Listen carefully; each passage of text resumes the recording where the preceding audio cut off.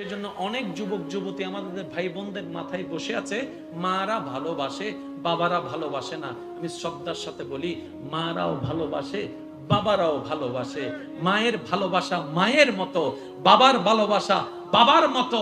আপনার আমার মা হয়তো আমাদের ব্যথায় ব্যথিত হচ্ছে, চোখ থেকে পানি ফেলছে।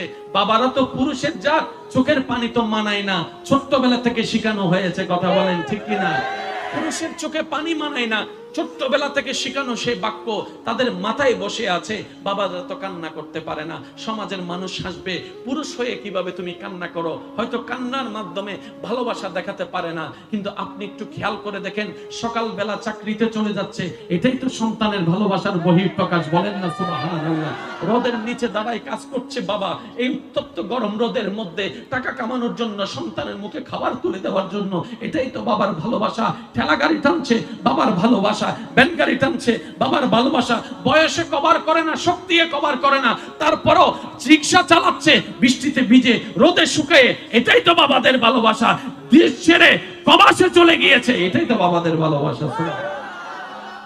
যেমন মারা সহজে ভালোবাসা দেখাইতে পারে, সন্তান একটা কাঁটা ফুটলে পায়ের মধ্যে মা দুই চোখের পানি ছেড়ে যখন কান্না করে, জগৎ দেখে বলে যে মা নিশ্চয়ই সন্তানকে ভালোবাসে বলেই কাঁটা ফুটেছে সন্তানে, ব্যথা লেগেছে মায়ের অন্তরে। তো বাবাও তো সন্তানের পিতা, বাবাও তো সন্তানকে ভালোবাসে, কিন্তু সন্তানের কাঁটা, সন্তানের পায়ে কাঁটা ফুটলে না, পা কেটে গেলেও বাবার চোখে সহজে পানি আসে না।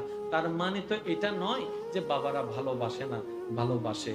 মায়ের ভালোবাসার বহিঃপ্রকাশ একরকম, বাবার ভালোবাসার বহিঃপ্রকাশ আরেক রকম। তা আমরা মানুষটা কমনগতভাবে যেটা দেখি সেটাকেই মানার চেষ্টা করি, যেটা দেখি না সেটাকে বিশ্বাস করার চেষ্টা করি না। সে রোজা রাখলাম, আল্লাহ খুশি হলো।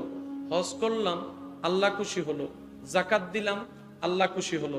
রাস্তা থেকে একটা কাঁটা সরিয়ে দিলাম, বান্দা খুশি হলো, আল্লাহ খুশি হলো।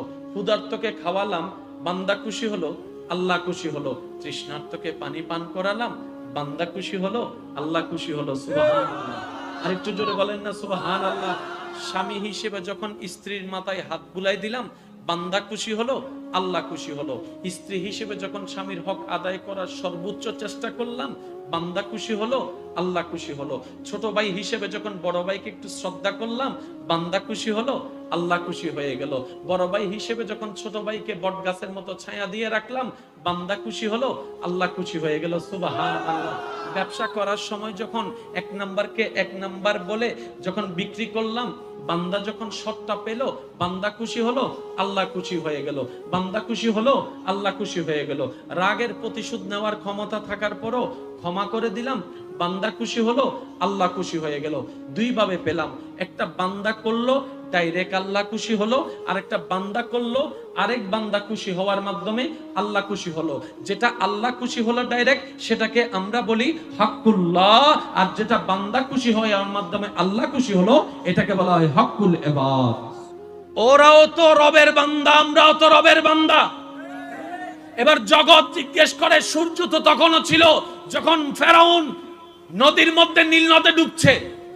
সূর্য তো তখন ছিল যখন আল্লাহর আযাব লূত নবীর উম্মতের উপর আসছে। এখনো তো সেই সূর্য আছে, এখনো তো সেই চন্দ্র আছে, এখনো তো সেই আসমান আছে, এখনো তো সেই জমিন আছে।